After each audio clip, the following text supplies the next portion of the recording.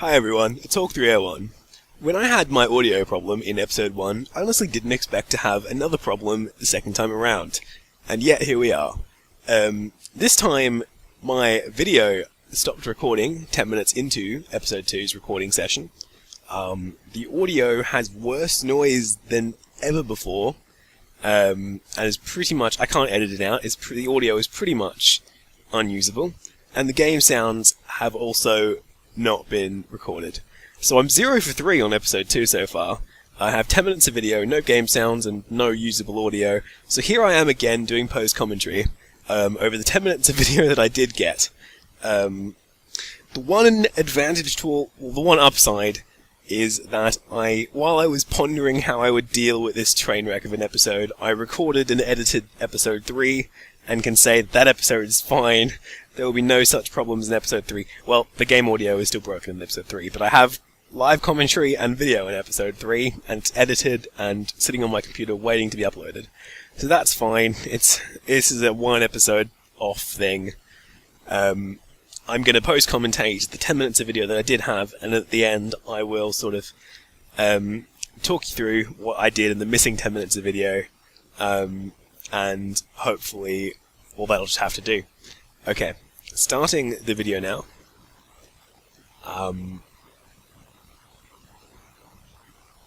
Okay, we're in the cave where we ended last time, on this ledge. Down there is the cave where I got my diamonds. I'm going to begin by finishing the iron requirement. Also, you'll notice in my inventory I have 42 andesite. I picked that up in episode 1, but checked the checklist in between the episodes and realised I needed 52, so I'm mining the rest of the andesite here. Up to 52, and then I will progress. You'll notice as well I have 105 coal. It's the exact number of coal I need. But I'm going to mine a bit more of that in a second here, just so that I don't run out. Because I will use quite a bit of it for smelting, and I will not be efficient at all about it. More iron here. I spend the majority of this episode up on the surface, until this first portion that's in a cave.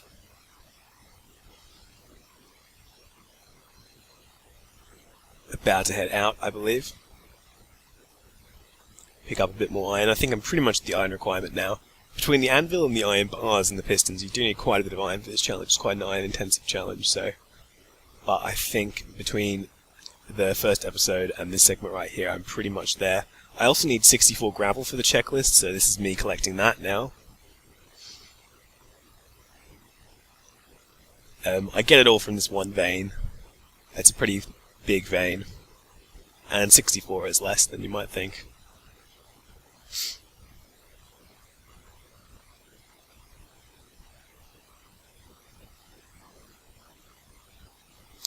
The one time you don't want flint, and I get more of it than I normally would. There's not really much use in going further into this cave at this point, because I pretty much have everything that I need. Okay, more gravel, sorry, I didn't get enough from the previous batch. But there's really no reason to continue caving. I have my gold, I have my diamond, I have my lava bucket, I have my redstone, and I have my iron and coal. So there's pretty much no reason to stay down here. One thing I still need is the gunpowder from the creepers. I didn't encounter any creepers down here that I actually killed, they all exploded. So I will definitely, when I get to the surface in a minute, the first thing I'm going to go do is go creeper hunting. Here is that extra coal I was talking about for smelting purposes. In fact, this isn't going to be enough. I will eventually resort to burning wood. Eventually. Spoilers. I'm a bit confused about that granite. I don't think I actually needed granite for this challenge, but I would persist in keeping that in my inventory this entire time, just in case.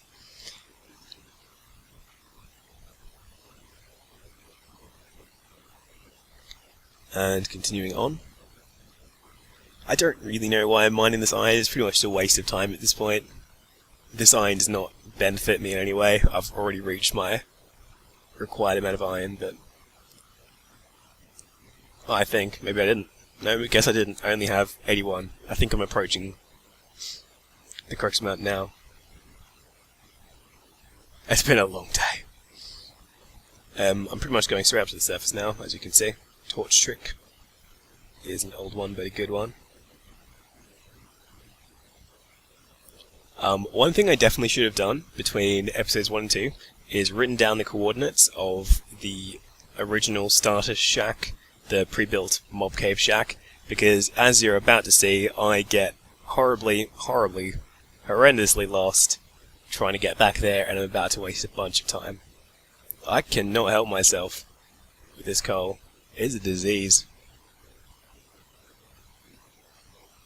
My inventory's getting quite big. I just chucked it right out after mining it, so that was a waste of a good 25 seconds at least. I'm also about to eat my last bit of steak, so I'm going to have to go hunt some more cows. In fact, I have some beef in my inventory, but I have to cook it.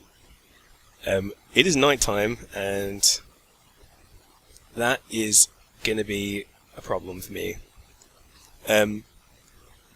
I was inordinately happy killing this cow because I killed the cow. Like, I just sliced and he died. And that was so much of an improvement over my attempts at killing cows in episode 1. I was genuinely really happy about this when it happened. You cannot comprehend how happy I was over killing this cow. I sort of ignore the sheep because I kind of forgot they could drop mutton. I'm still not very used to playing in 1.8 and I don't really see them as a source of food yet. Which is why I sort of only go for the cows and not the sheep.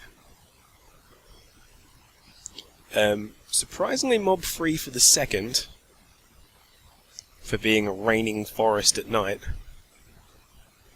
Okay, now you'll see I'm kind of... check my difficulty. I'm kind of going in circles. I've spotted the place finally, but it took me a few seconds of sort of spiraling around to find the place. I could easily have been stuck there for a much longer time. It was only pure luck that I spotted the place, because I had no idea what the coordinates were. Oh, okay. I've just now realised that it's nighttime, and I should take advantage of it being nighttime and kill some creepers before it goes daytime. I was going to go up the stairs to start crafting things, but then I realised, well, it's nighttime, I better fucking use it. That first creeper is a dud. It just empties its load and doesn't really help me in any way at all.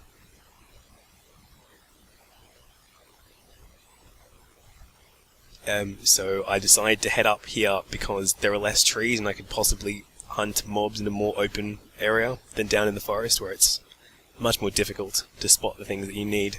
It's still very mob-free, annoyingly so. I've spotted a creeper over there. But to get to it, I have to pass this duo of baby zombies, and you'll notice I'm not regenerating health here. And the monsters are all closing in. So I have to retreat a little bit. I get that creeper, and he drops 2 gunpowder, luckily, so there's my first 2. I don't have any food, and I want to take advantage of the remaining nighttime to get more creepers, so I don't stop and cook food, because I'm worried about them despawning. So I can continue taking a look around. There's one more down there. About to head back down when I realise that there is a skeleton, and coming back up to fight the skeleton, I run right into this creeper. That could have been my death very easily. 2 more gunpowder there. Lag spike kicks in because I'm at the top of this mountain and it's loading a bazillion chunks at once. Get that skeleton. I'm down to 5.5 hearts now. And I spotted one more creeper over here, so I come over to kill him. Unfortunately, the spider is in the way. You'll also notice another skeleton off to the right. He's going to cause me problems in a second here.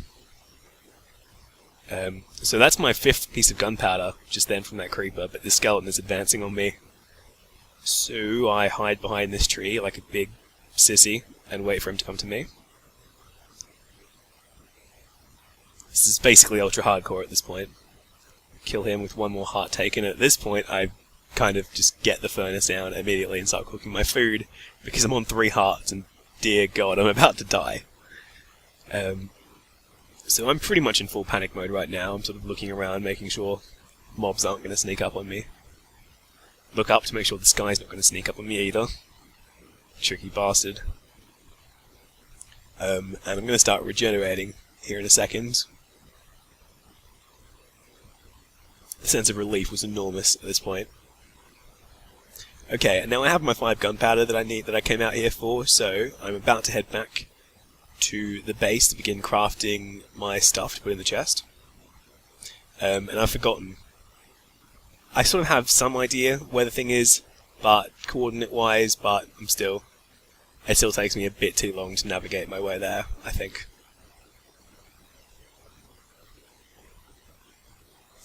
At least I'm not on death's door anymore, which is good. It's not where you want to be in a hardcore challenge. It's not hardcore, but if I died and had to go back to the spawn bed, then that would be a waste of a lot of time.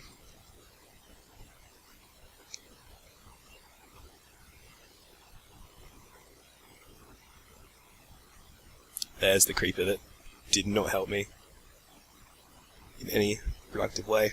I wanted to time myself to see if I could get up this hill faster by jumping than going up the stairs, and to be honest, I don't think so. I think it probably would have been just as fast to use the staircase, and indeed I do use the staircase the rest of the way, because I kind of lose interest in that idea. Now I begin to smelt what I do have. I think there's about a minute left before this video cuts off, and I'm just going to put the iron and whatnot in my furnace eye, so I can begin crafting the more intensive items. Food first, of course. As you'll notice, the big graphic item list on the left on the wooden board has vanished mysteriously, and the strangest part about this is that it reappears a bit later on. You'll see it in the next episode. The graphic sort of vanishes in and out of existence, and I have no idea why that happens. Now, while that's smelting, I'm grabbing some stone so I can make stone bricks, because I'm running low on cobblestone of all things. I need 1 bit of stone and then 4 more bits of stone to make stone bricks, because I also need to put a single stone brick in the chest. I'm sort of confused. I'm going to put the things in order. There's my andesite, it goes in the chest first. Oh, and there goes the video. Well, from this point on, I pretty much smelt the stone and the stone bricks, get those in the chest, make polished andesite out of 4 andesite, and put that in the chest as well. I put a few other things in the chest, you'll see it in the next episode. And then for the remaining 10 minutes or so, I put the iron in the 3 furnaces, and I go for a run across back to the Extreme Hills area and the ocean that's beyond it, and I go mining for clay, because it was at that point that I sort of realised that clay was a big thing that I needed and still didn't have. So I finished mining all the sand and clay that I needed pretty much as the 10-minute mark was happening. My second near-death encounter for the episode happened when I stayed underwater a bit too long and almost killed myself. I think I drowned down to about 1 heart when I reached the surface, so that was the second time I almost died in one episode, so that was good. And by the end of this episode, I had both the clay that I needed, the sand I needed, and the gunpowder I needed. I think those were my 3 main achievements for this episode, and the gravel, of course. And I didn't head back to the house. I head back to the house from my clay harvesting place at the beginning of episode 3. My time for episode 2 was 19 minutes and 55 seconds. That's when I finished recording. I obviously don't have video proof, so you'll have to trust that I'm not bullshitting, but that is correct. And yeah, you'll see. I was pretty confident at the end of episode 2 that episode 3 would be the final episode, as in episode 3 I just sort of record until I finish the challenge, since by the end of episode 2 I had all the major things I needed. I had the clay, I had the diamonds, I had the lava, I had the gold, had the gunpowder. So episode 3 will be the final episode. It is edited and ready.